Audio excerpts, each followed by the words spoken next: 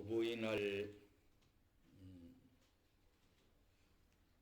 받는 선물 크게 이제 세 가지 대표적인 것이 있다고 그럽니다.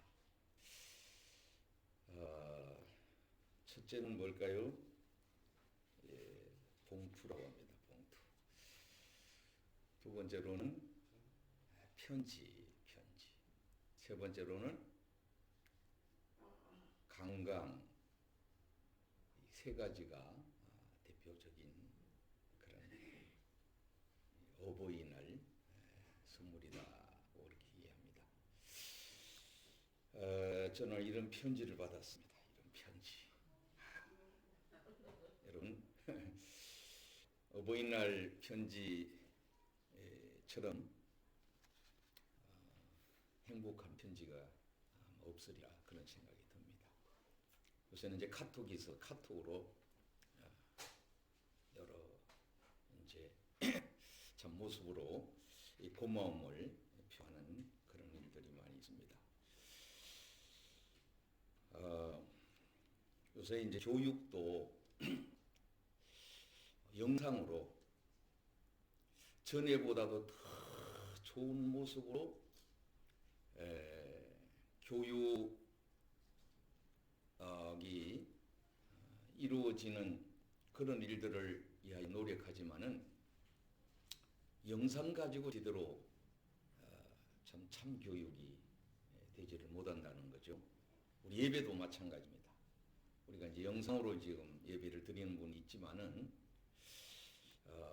여러 주 이렇게 참 예배를 드려보면서 역시 출석을 해야 선생님하고 대면하면서 공부를 해야 공부가 되고 또 신앙생활도 그렇다. 그렇게 결론이 내려졌다는 그런 얘기를 들었습니다. 여러분, 대전 옥천 지역에 있는 식장산이라고 하는 산을 여러분 아십니까? 제가 이제 글을 읽었는데 이 식장산은 먹을 것이 많은 산 이런 의미를 가지고 있다고 합니다.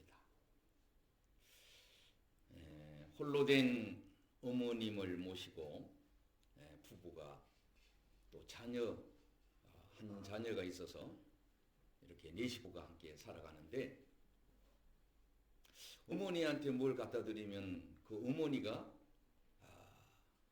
그 손주한테 이렇게 다 주다 보니까 먹을 것이 없는 그런 시대에 부모님이 고민이 생겼다 그래요. 어머니 아버지가 고민이 생겼어요. 자들한테만 이렇게 자녀한테만 다 주다 보니까 왠지 모르게 이제 어머니가 약해지시는 것 같고 힘들어 하시는 것 같고 그런 생각이 들었다는 거예요. 그래서 두 부부가 고민하다가 어떤 결론을 내리는가 하면은 우리 자녀를 버리자. 자녀는 버리도 나을 수가 있지만은 부모님은 한 번 가시면 다시 돌아오지 않지 않는가. 이제 그런 결론을 내려서 아이를 데리고 산으로 갔다 그럽니다. 그 당시에는 땅이 이렇게 파묻고 버리고 이런 일들이 주로 있었잖아요.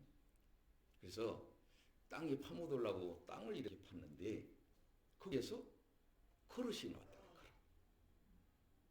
그래서 이 부모들이 아이를 버리는 것은 이 하늘 뜻이 아닌가 보다.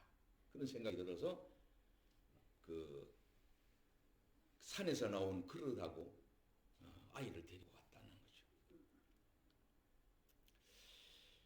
그 이제 이 그릇을 갖다 놔서 이게 어떤 그릇인가? 이게 어떤 의미가 있는가? 그러면서 거기다 쌀을 부었더니만 어떻게 돼요? 쌀이 속이 아침에 일어나니까 쌓여다는 거예요. 또 어떤 반찬거리를 거기다 집어넣었더니만 거기 반찬거리가 잔뜩 쌓여지고 돈을 거기다 넣었더니만 어떻게 돈이 속이 쌓였다는 겁니다. 기분이 좋겠죠. 야, 세상에 이런 일도 있는가. 과거에는 또 이 식장산이라고 하는 그 산이 백제 시대에는 군사, 요충지뿐만 아니라 군인들의 그 식량을 저장하는 그런 지역이었다래요. 그래서 너무나 참 신기하고 고맙고 감사하고, 그래서 어려운 흉년 때 잘 흉년을 이렇게 지내게 됐는데, 그러다가 이제 어머님이 돌아가시게 됐다는 거죠. 그래서 이 두 내가 이제 어머님이 돌아가셨으니까 우리가 다시 그 장소에 가서 이 그릇을 갖다 묻어두도록 하자. 그렇게 해서 그 산에 갖다 묻었는데, 그래서 그 이름이 그렇게 됐다, 이런 요리가 있다고 합니다. 지성이면은 감천이라고, 정성을 다했더니만 그런 위기 때에 축복받은 가정이 되었다. 참 그런 얘기가 있습니다. 부모님에게 효를 다해서 나쁜 자식이 하나도 없을 겁니다. 어떻게 보면 부모님은 우리가 인생 살아가는데 약도를 그리는 분과 같다. 어떤 분이 그랬어요. 따라합시다. 약도를 그리는 분이 부모님이시라는 거죠. 좋은 곳에, 정확한 곳에, 꼭 필요한 곳에 가장 바르게 실수하지 않고 갈 수 있는 그런 약도를 그리는 분. 지금이야 핸드폰에 참 약도가 우리가 알고 있는 것보다 더 잘 이렇게 안내도 하고 있지만, 과거에는 쉽지 않았잖아요. 어떤 건물에 어떤 거리를 지나서 또 어떤 위치에 이렇게. 지금도 어떻습니까? 여러분이 아마 약도, 우리 장로님은 일하시면서 어디를 찾아가는데 우리 마형목 집사님도 그렇고 하는데 보니까 핸드폰을 2개, 3개 이렇게 가지고 계시더라고요. 그러니까 여기서 찍어보고 여기 찍어보고 또 미리 갈 때 연락을 하고 이런 분들이 계세요. 근데 내비가 다 맞는 건 아니잖아요. 전에 우리 여기 성구 때문에 내려갔는데 그때 윤덕 수사님하고 우리 장로님하고 아마 그때 몇 분이 가셨는데, 약도 따라가다 보니까 길이 끊겼어요. 길이. 막다른 골목으로 갔어요. 그래 다시 돌아가는 그런 길이 있는데, 약도를 잘 그려야 되겠죠. 정확하게. 부모님이 어떻게 참 행복의 일로 안내를 하는, 우리 믿는 사람 자녀들이 어떻게 천국 길로 가도록 잘 약도 길을 안내해 줘야 하잖아요. 길을 잘 안내하려면은 일단 자기가 정확하게 이렇게 그릴 수가 있어야 되잖아요. 여러분 어떻습니까? 저는 어릴 적부터 제가 사는 지역을 이렇게 약도를 늘 그려봤던 때가 많이 있었어요. 제가 어떤 부목 생활을 할 때 교인이 저 대구로부터 인천 거의 경기도권, 심지어 충청도권 이렇게, 그래서 방문하고 이렇게 해야 되는데 그 위치를 알아야 되잖아요. 지도를 또 보고 그렇게 습관해서 지금도 어디를 가려면 그 이제 지도를 살펴보고 정확하게 하고 실수를 하지 않으려고 노력하는 그런 때가 있습니다. 오늘 잠언서에는 22장에는 자녀에게 어떻게 가르칠 것인가, 그런 말씀이 중심이 되어 있는 말씀이 있는가 하면, 오늘은 어떻게 그 행복한 가정, 행복한 공동체를 이루기 위해서 어떻게 부모와 자식 관계가 어떻게 해야 되느냐, 자식은 또 부모에게 어떤 관계를 가져야 되냐, 그런 말씀을 하고 있는 그런 내용의 말씀이 본문의 말씀입니다. 사회적 기본 단위가 가정이잖아요. 가정은 부모와 자녀로 구성되어 있습니다. 이 자녀와 부모 관계, 어떤 관계가 가장 좋은 관계일까? 이 관계 중에 가장 좋은 관계는 따라합시다. 봉사하는 관계. 자식은 부모에게 그런 정신으로, 그런 마음으로, 부모도 자녀에게 아낌없이 사실. 외국인이 쓴 글에 보면은 한국 사람이 가장 아주 그냥 올인해서 투자를 하고 사기당하는 사람들이 대한민국의 부모님이다. 이런 글을 썼더라고요. 한국의 부모들은요, 자식을 위해서라면은 요사이 부모는, 저 강남이라고 하는 지역의 부모들은 자식보다 부모가 늘 앞서가요. 좋은 면으로 앞서가야 되는데 스스로 걸어갈 수 있도록 도와줘야 될 그런 분들이 스스로가 다 해버려요. 아이들을 스케줄을 부모가 다 가지고 있어서 어떻게 보면은 의지력을 약하게 만드는 그런 부모들이.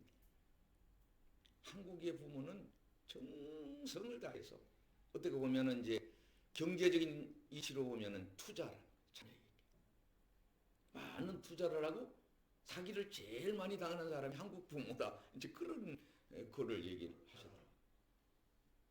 사기 기분 나쁘잖아요. 한국의 자녀들.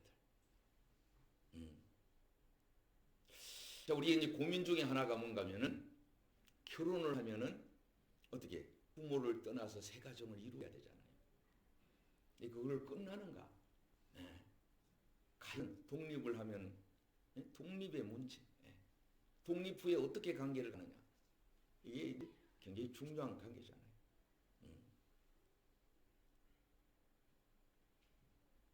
요새 뭐 유언, 유산에 대해서 드라마도 나오고 그렇게 하는데 그 아버지가 그랬다 그래요. 아무리 생각해봐도 이제 사실 날이 오래되지 않아서 유산관계 이런 걸 이제 좀 정리를 하려고 큰아들을 불렀다는 거예요. 아들아, 내가 이제 아무리 생각해도 뭐 오래 살 것 같지는 않다. 그래서 나한테 좀 의견을 좀 들어봐야겠다. 그래서 속에 있는 얘기를 했다는 거예요. 그랬더니 아들이 뭐라고 그러냐면 아내한테 가서 상의를 해봐야 되죠. 그러더라는 거예요. 상의를 하는 게 맞는 얘기도 그렇게 그렇기도 하죠. 맞는 얘기. 그런데 결정권을 아버지하고 나하고 관계를 결정을 해야 되는데 결정권이 지금 어디 있다는 거예요? 아내한테 있다. 아내가 노하면 안 하고 하라고 노하고. 그래서 아버지가 큰 실망이 됐다. 그런 얘기도 있습니다. 자, 이 가정은 봉사정신의 어떤 훈련장이고 양육장이기도 합니다. 부모가 자녀와의 관계 속에서 크게 두 가지 있습니다. 하나는 양육하는 일이고 하나는 교육하는 일입니다. 자, 부모에게 있어서는 어때요? 그 자녀가 얼마나 큰 기쁨의 선물인지 모릅니다. 어머니가 아기를 잉태했을 때에 여인의 기쁨이 최고라고. 자녀를 가졌을 때. 사실 그때부터 고생문이 열리는 거 아니에요? 고생문이 열리는 겁니다. 그런데도 그렇게 참 그 기쁨을 말할 수 없다 그래요. 그 아내의 입장에. 그리고 어떻습니까? 출산했을 때 가장 기뻐하는 사람은 또 아버지라 그래요. 아버지. 그렇죠? 엄마 아버지 행복이 이렇게 부부지만은 느낌이 이제 그런 대표적인 것이. 엄마는 이렇게 아이를 잉태했을 때, 자녀를 가졌을 때, 그때가 생애에 가장 행복했다. 그리고 아버지는 어떻게 그 아이를 출산했을 때. 자, 이렇게 기쁨과 행복, 어떤 이런 것들을 양육을 통하여 이 보람을 갖게 되는 것입니다. 보람이 있는 자녀 교육. 투자할 가치가 있는 거. 최고의 가치가 자녀에게 있다고 생각해서 뭐 세계적인 모든 부모님이 그랬으면 한국의 부모들은 자녀를 어떻게 빚을 내서라도 부모가 그런 모습을 하듯이 하나님도 어떻게 보면요, 예수님이 이 땅에 보내셔서 우리를 얼마나 사랑하셨으면은 십자에 내어 주기까지. 할렐루야. 하나님의 사랑은 그런 사랑. 그 위에서 부모의 사랑 속에서 그보다 더 큰 어떤 사랑과 또 이렇게 돌봄을 통하여 우리에게 주신 은혜가 주님의 은혜이기도 합니다. 이 가정에서, 양육 가정에서 또 훈련 가정에서 정말로 이렇게 이 봉사 자세로 가지고 삶을 살아간다면, 여러분 요사이 뭐 아파트를 집을 그렇게 짓는데도 늘 뭐 부족하다, 값이 많이 올라갔다, 이런 얘기 하잖아요. 우리 지역에 원룸이 하도 많이 생겨서 제가 물었어요. 부동산 하는 말, 왜 이렇게 원룸이 많이 생깁니까? 그 건축 관계자들이 똑똑해서 그렇습니다. 그래서 아니, 건축 관계자들이 똑똑하다니 요새는요, 이 뭐 혼밥 시대, 혼자 사는 시대, 부부라도 따로 잠을 주무시고 또 요새는 따로 살고 이러잖아요. 따로 살아요. 네. 거리두기를 제일 잘하는 사람이 그런 사람 아닌가. 거기서 또 많은 어떤 뭐 위기를 맞는 일들이 많이 있다는 그런 얘기합니다. 여러분, 이 강서구만 해도요, 원룸이 혼자 살 수 있는 그런 주거 시설이 얼마나 많은지 상상할 수 없을 정도로 마곡에 가보면요, 그렇게 많을 수. 그럼에도 계속 우리 여기만 그러가 아니에요. 여기는 뭐 공항 근무하는 분 이런 분들 때문에 많이 생기다는 그런 얘기를 많이 들었는데 지방에도 가보면 원룸이 이렇게 저렇게 많습니다. 막 필요해서 또 건축을 하겠죠. 근데 혼자 사는 사람이 얼마나 행복할까? 그게 행복인 줄 알지만은 여러분, 어떤 분이 이제 그러시더라고요. 요새 뭐 자연 속에서 이제 혼자 사시는 분이 있는데 절대 그 행복하지 않다. 그거라고 방송을 자꾸 해주는데 그분은 그 방송 안 해줬으면 좋겠다. 터부로 살아가는, 힘들더라도 그렇게 살아가고 그게 행복을 느끼고 그래야지 이 인생이지. 혼자 자기 편하려고. 물론 거기 가 계신 분들이 되게 어떤 건강의 위기를 맞이하고 이런 분들이 참 많은 분이 있어요. 또 스트레스 돕기도 하고 참 그런 일들이 있는 그런 모습을 보게 됩니다. 자, 부모에 대해서 어떻게 봉사를 잘할까? 자녀에 대해서 어떻게 봉사를 잘해야 될까? 그게 이제 두 가지인데, 하나는 양육 문제입니다. 오늘 24절에도 의인의 아비는 크게 즐거울 것이요 지혜로운 자식을 낳은 자는 그러는 인하여 즐거울 것이니라, 이렇게 말씀했어요. 부모의 일차적인 어떤 사명과 어떤 의무가 뭔가 하면은 이 양육하는 겁니다. 잘 양육하는 거. 여러분, 농부가 식물을 이렇게 키울 때도 이렇게 싹나서 자랄 때 그때 가장 중요한 거예요. 뭐 새살구를 여득한다고 우리가 얘기하듯이 그게 중요한 겁니다. 그만큼 3살 이전에 뭐 한 70%, 80%가 그 인격 형성이 된다는 거예요. 그래 충성을 다합니다. 아이한테 부끄럽지 않는. 잘 모르지만 아이가. 근데 막상 좀 성장하고 나면 그때부터 다른 길을 이렇게 안내를 해야 돼. 양육을 해야 되는데 그렇지 못하는 그런 부분들이 있어서 안타까움이 많다는 겁니다. 자녀를 튼튼히 기르기 위하여 건강한 아이가 되도록 그렇게 많은 수고를 합니다. 여러분, 코로나19로 인해서 어떻습니까? 이 건강 문제의 바이러스, 이게 큰 위기로 생각을 했어요. 우리가 이제 코로나로 인하여 배우고 깨달은 교훈은 건강해야 된다. 병들지 않, 전염돼서 안 된다. 자, 우리 크리스찬들은 어떻습니까? 육체적인 건강도 소중하지만 신앙의 건강함이 있어요. 건강이 그저 얻어지는 겁니까? 여러분, 삼시세끼 밥 먹는 거예요. 이게 너무 남아도 안 되고 모자라도 안 되고 적절하게 잘하는 거예요. 교육에도 그래, 양육에도. 그래서 여러분, 요사이는 나는 어린아이들 보면요, 그 먹거리나 이런 것이요, 없는 것이 없어요. 없는 것이 없어요.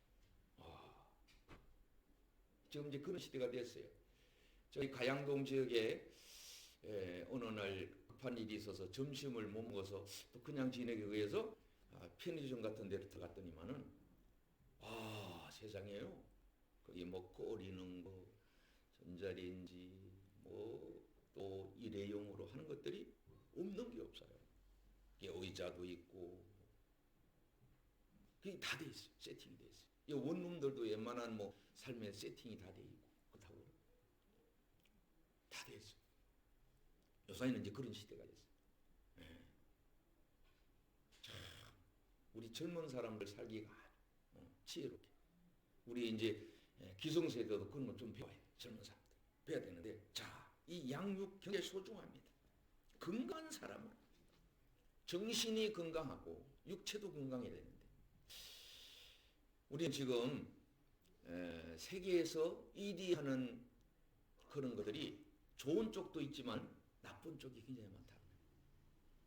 너무 우리는 조급하고 빠르고 급하게 서둘러서 어떻게 보면은 차분히 모든 일을 해야 되는데 그런 과정을 거치지 못해서 많은 건강이 뭐 돈을 잃으면 일부 잃어버리지만 건강을 잃으면 어떻게 모든 걸 잃어버린 시대.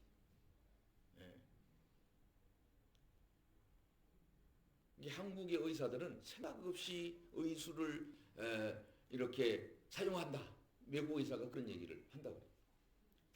충분히 이 사람 미래까지 생각하면서 이렇게 의술을 돌봐야 되는데 그렇지 않다는 거죠. 한국 상황이 그렇게 돼 있어요. 너무 환자들이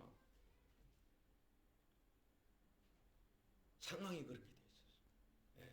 경제가 너무 빨리 이렇게 돌아가. 어떤 그런 것이 좋은 점도 있지만 그런 것이 있다고 하는 그런 얘기를 합니다. 사랑하는 성도 여러분이요, 자녀를 건강하게 튼튼하게 잘 키우는데 이 몸만 튼튼해서 되겠습니까? 정신과 어떻게 보면은 가지고 있는 교양 이런 것들이 튼튼해야 되는데, 자, 그러기 위해서는 교육이 굉장히 소중합니다. 여러분, 가르치는 기쁨을 가져야 되는데 요새는 선생님들이 가르치는 기쁨을 경험하기가 쉽지 않다. 코로나가 되니까 아이들을 못 만나고 요새 1학기 때 성년인 학교 한번 못 갔죠. 등교를 제대로 못 해요. 선생님 얼굴도 못 보고 지금 공부가 시작이 된 거예요. 이게 작은 일이 아닙니다. 이번 기회에. 또 신앙생활이 거리가 이게 순식간에 멀어졌어요. 인간관계도 순식간에 멀어지고 가족관계도 이게 뭐예요? 이게 의심을 해야 되고 이게 그런 시대가 됐어요. 사람을 만나도 사람이 코로나 관련 어떻게 됐나 지금 뭐 그렇게 생각할 수밖에 없는 시대가 되어버려요. 아버지의 관계가 이게 좀 의심하는 관계로 우리에게 이제 이런 숙제를 남긴 그런 가운데 살아갔습니다. 여러분, 이 보살피는 이 즐거운 기쁨. 요새 아이들도요, 좀 보살피려고 그래도 얼마나 똑똑하고 뭐 잘하는지. 좀 할 수도 없어요. 뭐 우리 온유만 하더라도 뭐 특별히 장난감 어린이 여기 이런 거 뭐 너무나 잘해서 그 이름을 제가 잘 모르겠어요. 언젠가에 온유하고 참 어린이들 야이 우리나라 막 시설들이 너무 잘 돼 있어요. 전문적으로 그런데 하는 시설에 나와서 이제 실제로 선생님들이 하고 막 로봇이 막 움직이고 하는 그런 데를 가보니까 나는 깜짝 놀랐어요. 세상에 이런 일이. 거기에 설명, 거기에는 제품들, 뭐 돈이 또 아이들 그걸 장난감 이런 게 돈이 어마어마합니다. 어마어마. 대단한. 자, 교육, 이 봉사는 봉사. 정말로 사랑으로 참 이루어져야 되는데 보살피고 그리고 가르치는 기쁨이 있어야 되는데 안타까운 일이 많습니다. 23절에는 진리를 사고서 팔지 말며 지혜와 훈계와 명철도 그리할지. 지식을 사고 팔지 말아야 해요. 요새는 한국에도 어떻습니까? 가르치는 일이기 때문에 뭐 어마어마하게 비밀리 몰래 이 코로나 뭐 국가적인 이런 상황에서도 강남에 있는 학원들은 뭐 몰래 돈도 어마어마하게 해서 돈으로 해결하는 시대. 돈이 다 해결되나요?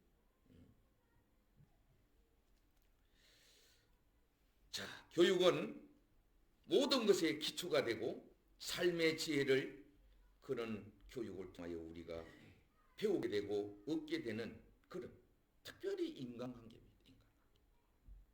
이 교육 중에 인간관계가 잘 돼야 되는데 요사이는 이제 되게 자녀들도 이게 많이 낳지 않다 보니까 성격이 정상적으로 관계 형성이 잘 안 되는 이런 일이 참 많다는 거예요.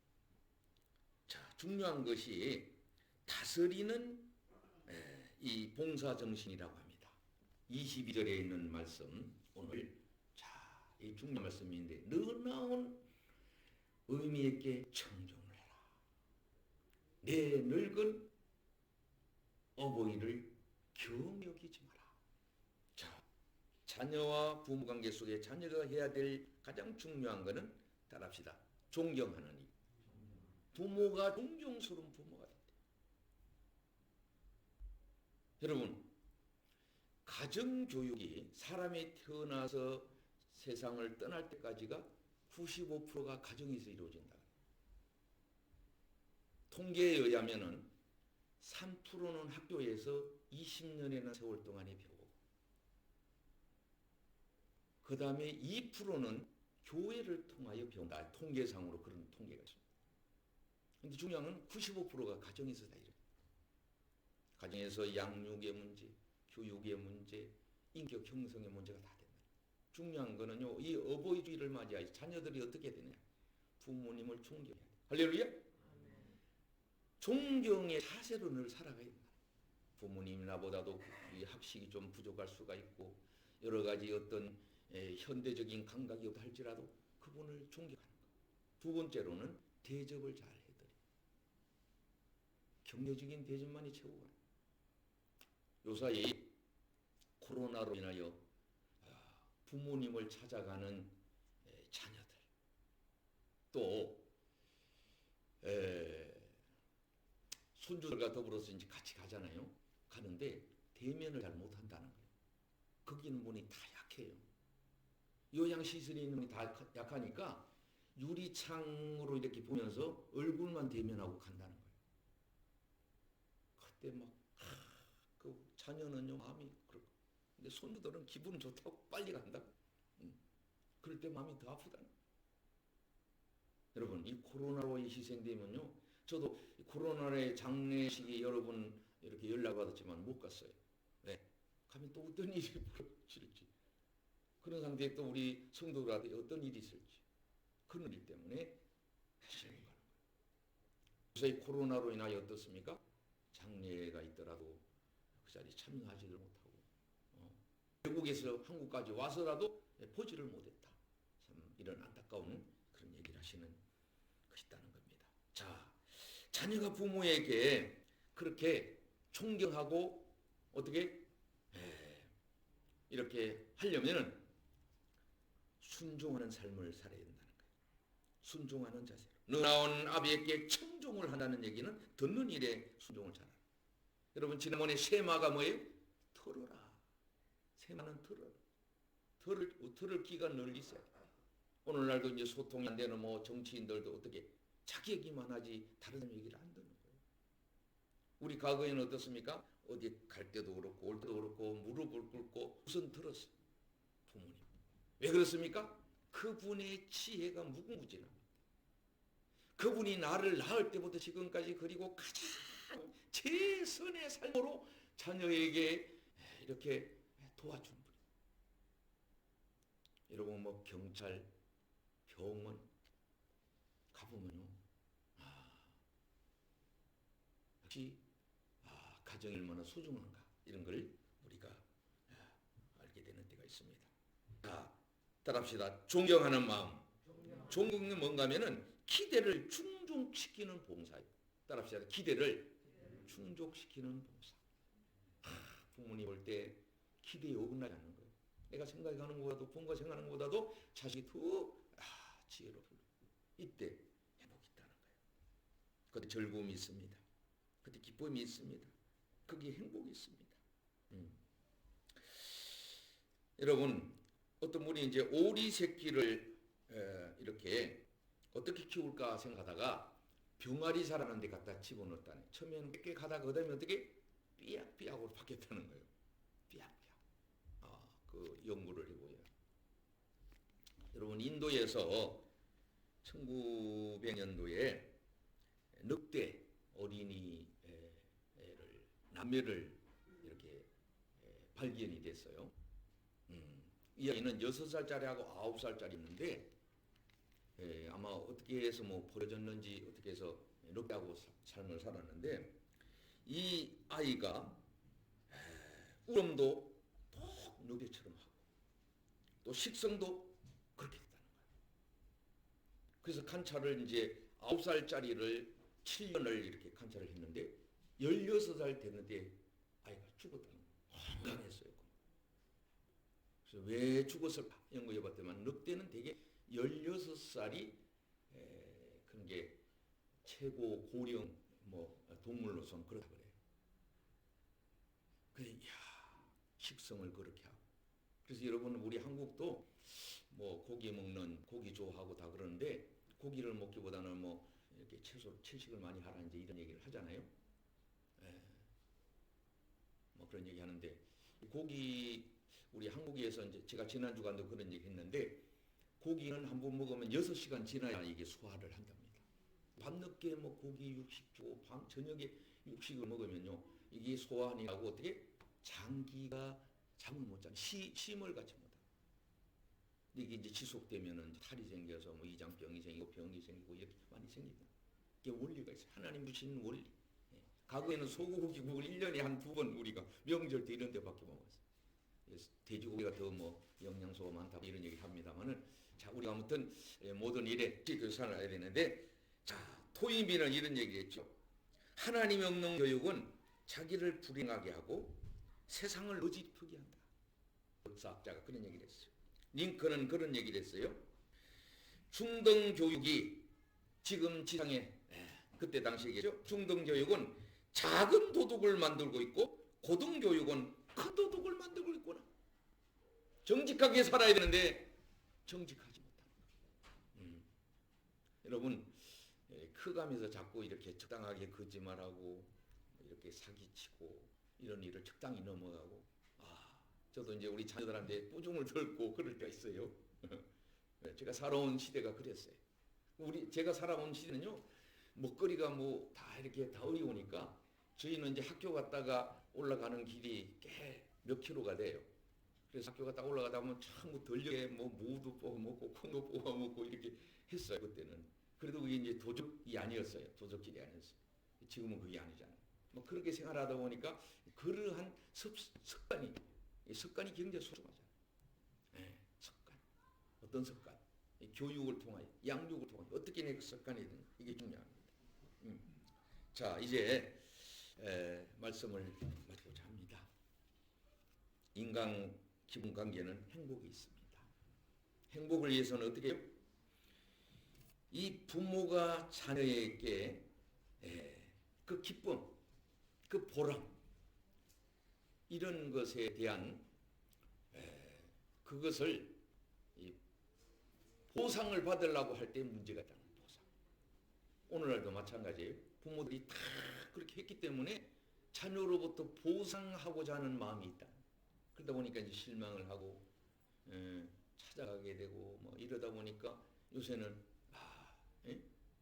같이 사는 걸 참 어려워하는 그런 시대가 되다 보니까 그리고 자녀가 부모에게 정말로 내가 존경할 분 중에 왜? 나를 가장 잘 알고 내 인생의 모든 걸 아시는 부모님을 어떻게 잘 대접해드려. 존경도 하고 대접해드려. 대접을 잘해. 먹는 거라든지 삶을 살아가는데 어떻게? 다 심은 대로 내게 거두. 그보다 더 고마운 분, 또 훌륭한 분, 나를 사랑하는 분이 없기 때문에. 세상은 사기를 치지만은 부모는 자식도 사기를 치는 부모가 없습니다. 더 주면 더 주지. 내 입에는 못 들어가도 자식을 주고자 하는 그런 마음을 갖는 것이 부모일 것입니다. 자, 오늘 26절에는 내 아들아 내 마음을 내게 주며 내 눈으로 내 귀를 즐거워해라. 내 몸을 즐겁게 하며 너나 어미를 기쁘게 하라.